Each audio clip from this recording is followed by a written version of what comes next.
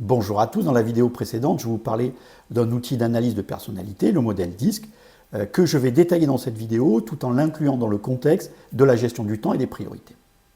Le modèle DISC, développé par le psychologue américain William Moulton Marston, est basé sur 4 types de comportements fondamentaux, chacun représenté par une lettre et une couleur. Ceux-ci sont utilisés pour catégoriser les traits de personnalité prédominants d'une personne, tels que son style de communication, sa manière d'interagir avec les autres, ses préférences au travail et tout ce qui concerne sa motivation intrinsèque et ses prises de décision.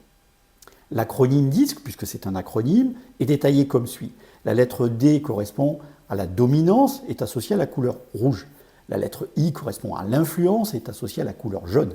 La lettre S correspond à la stabilité, est associée à la couleur verte. Et enfin, la lettre C correspond à la conformité et est associée à la couleur bleue.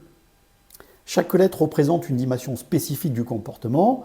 Pour la lettre D, pour les dominants, pour la dominance, couleur rouge, les personnes qui ont une dominance élevée sont souvent directes, décisives et orientées vers les résultats.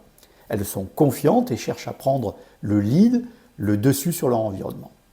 Les individus ayant une influence élevée, la couleur jaune, rappelez-vous, sont sociables, expressifs et persuasifs.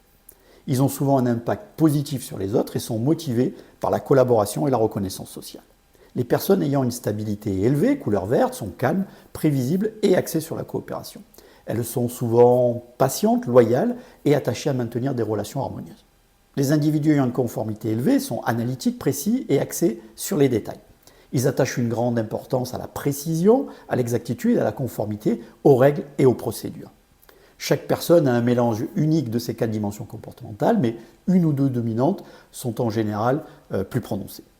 Il est important de noter que le modèle DISC, comme tout modèle, qui doit être envisagé comme un réducteur de complexité, ne classe pas les gens dans des catégories strictes, mais fournit plutôt des informations sur les préférences et les tendances comportementales. Voyons comment chaque dimension du DISC va avoir un impact sur notre perception du temps, sa gestion et nos prises de décision. Le dominant est dans l'action plutôt que dans la réflexion, comme nous l'avions dit, et il est motivé, orienté vers les défis et les résultats. Les situations où il a l'impression que rien ne se passe vont vraiment avoir tendance à l'énerver. Le temps est une ressource précieuse pour un rouge et demander à un prospect, par exemple, de combien de temps vous disposez dans le cadre d'un entretien commercial, et il vous répondra probablement quelque chose du genre comme 15 minutes maximum. Le risque d'un excès de rouge, c'est de négliger la préparation et d'être submergé par l'urgence. Le côté très relationnel et curieux du jeune en font quelqu'un qui s'intéresse à énormément de choses, et en particulier ce qui est nouveau et fun.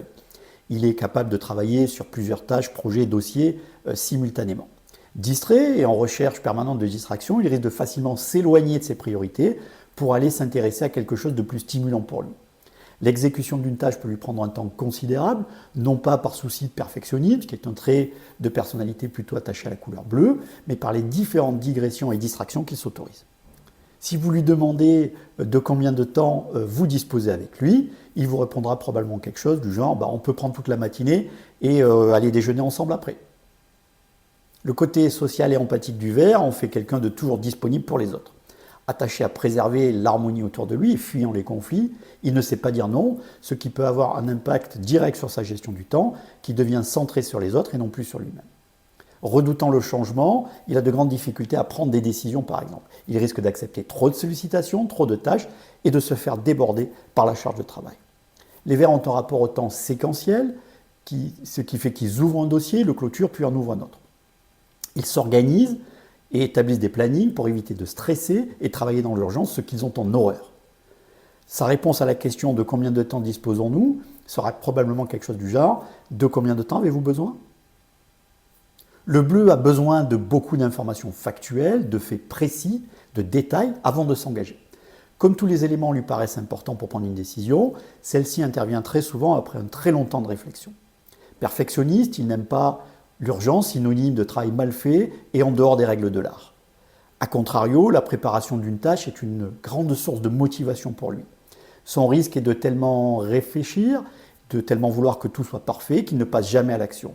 À la question de combien de temps disposons-nous, un bleu vous répondra sans doute quelque chose du genre 42 minutes, car il a intégré qu'il avait une réunion juste après et a pris en compte, à la minute près, le temps qu'il lui faudrait pour s'y rendre.